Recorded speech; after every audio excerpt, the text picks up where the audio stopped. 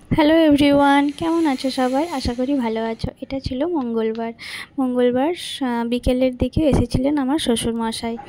যেহেতু বুধবার সকালে ওনার একটা ডক্টরের চেক আপ ছিল, সেই জন্য এসেছিলেন। আর এই যে দেখো কত সবজি নিয়ে এসেছে। আর এগুলো কিন্তু আমাদের বাড়ির সমস্ত কিছু গাছের। আর এই যে এই কাঁঠালটাও গাছের।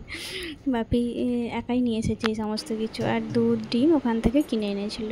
সন্ধ্যাবেলা বাপি টিফিন করে নিল মুড়ি আর চা।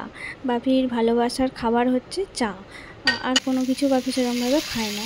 খেলে একটু পেটের প্রবলেম হয়, সেই জন্য বাপি খুব হালকা পাতলার মধ্যেই খাওয়া দাওয়া করে। তো রাত্রে সেই জন্য একটু ঢ্যাঁড়স আলু ভাজা, রুটি আর মিষ্টি আনিয়েছে। মিষ্টি বলতে একটু ছানার রসগোল্লাই আনিয়েছিলাম। অন্য কোনো সন্দেশ টন্দেশ আনালে বাপি খেত না। আর যদি জোর করে খেতেও বাপির শরীরের প্রবলেম হয়, সেই জন্য ওই ছানার রসগোল্লাটাই খায় বেশিরভাগ।